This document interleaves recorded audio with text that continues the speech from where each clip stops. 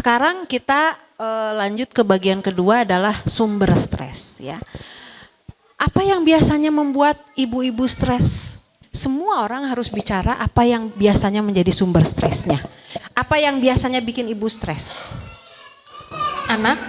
Anak, oke lanjut. Lebih spesifik lagi ya, nggak boleh ada yang jawab anak lagi. Masalah dengan suami. Suami, lanjut. Pekerjaan. Pekerjaan, lanjut. Nggak boleh ada yang sama jawabannya. Anak nggak nurut. Hah? Anak nggak nurut. Anak nggak nurut, oke. Banyak tuntutan aja. Banyak tuntutan, oke Ibu Mangga. Mungkin keuangan bisa. Keuangan, yes. Ekonomi. Apa Bu? Ekonomi, oke. Lingkungan. Misalnya? Ya, misalkan kalau ada tetangga yang gitu. Oke, tetangga yang nyebelin misalnya. Ya, Mangga. Kemauan tidak terpenuhi. Kemauan tidak terpenuhi, Ibu Mangga. Kecapean. Kecapean, ya. Nah, kalau kita lihat tadi ya, yang bisa kita simpulkan yang pertama adalah ternyata sumber stres kita teh banyak ya. Banyak sekali. Jadi hari demi hari itu ternyata kalau kita bisa tadi rata-rata tingkat stresnya 3 ya, itu kita berarti udah hebat banget. Tepuk tangan dulu buat kita ya. Karena kalau didengar mah aduh demikian banyak itu mah kayaknya harusnya 10 semua nih stresnya gitu ya. Itu yang pertama. Artinya semua itu bisa jadi. Yang kedua adalah untuk ibu-ibu nih ternyata sumber stresnya ternyata cukup beragam.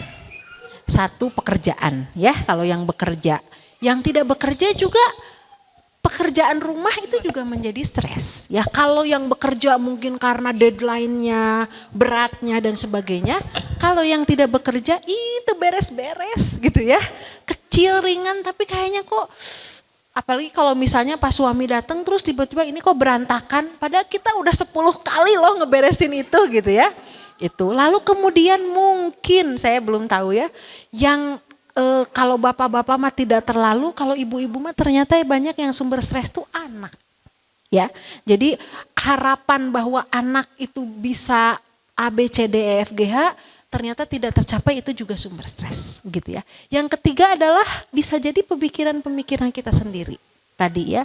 Nah jadi kalau tadi sumber stres itu yang pertama adalah dia sifatnya individual. Jadi mungkin tadi ketika ibu muter gitu ya, dah saya mah nggak stres kalau rumah Pak Balatak misalnya ya. Ada ibu-ibu yang tidak stres kalau rumah Pak Balatak?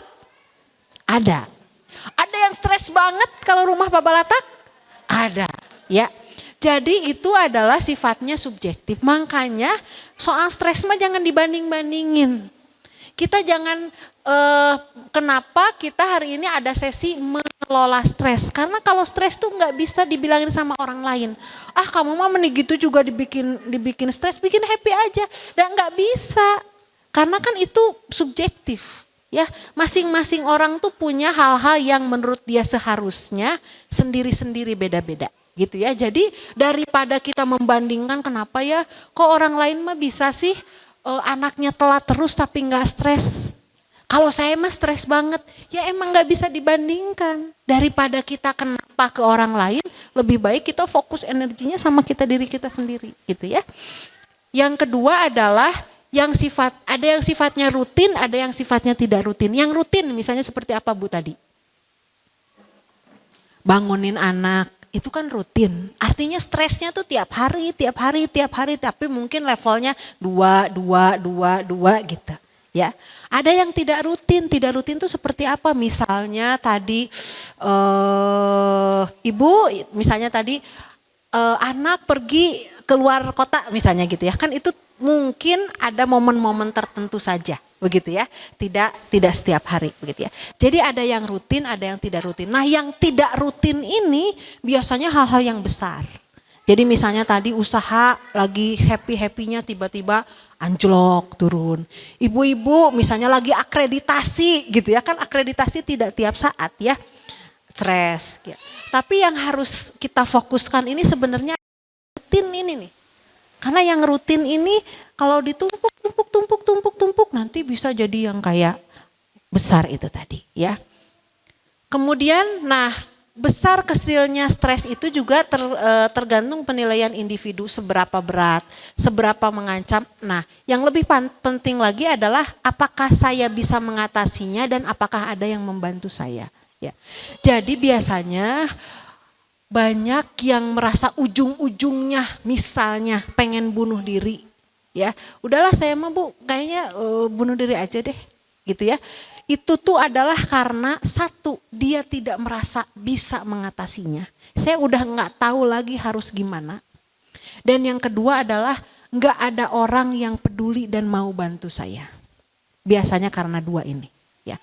Oleh karena itu kalau kita mau mengelola stres agar tidak berdampak negatif itu tadi, maka yang harus kita fokuskan adalah satu, kita mampu mengatasinya. Dua, kita punya orang lain yang bisa membantu kita. Gitu ya. Itu yang kalau dalam agama kita disebut kita tidak berputus asa dari rahmat Allah. Karena kenapa di agama kita bunuh diri itu terlaknat? Ya, kalau di agama kita kan bunuh diri itu sudah tidak ada kesempatan untuk masuk surga mungkin ya Bu Ade ya. Ya, kenapa? Karena hakikatnya orang yang bunuh diri itu adalah dia berputus asa dari rahmat Allah. Dia nggak percaya kalau Allah tuh memberikan setitik kebaikan pada dirinya dan pada orang lain, gitu ya. Jadi sebenarnya mah kalau kita belajar tentang ini, kita niatkan untuk belajar bahwa kita percaya Allah tuh memberikan kekuatan pada kita, baik melalui diri kita maupun melalui bantuan orang lain, gitu ya.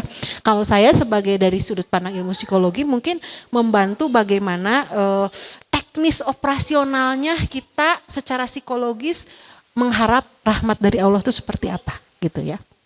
Nah, jadi ini ada survei pada tahun berapa ya? Udah lama banget ini. Ada survei tentang hal-hal apa saja yang bisa menjadi stres dan kadarnya. Jadi misalnya di sini katanya yang paling membuat stres ini antara 0 sampai 100 ini adalah kematian orang yang terkasih. Ya, jadi suami atau istri gitu ya. Jadi kalau misalnya Bapak Ibu kehilangan pasangan hidup gitu ya, lalu kemudian stres, itu adalah wajar. Ya malah aneh kalau nggak stres gitu ya. Karena sebagian besar orang ini adalah ini. Lalu kemudian menikah, bercerai, ya masuk penjara dan sebagainya begitu ya.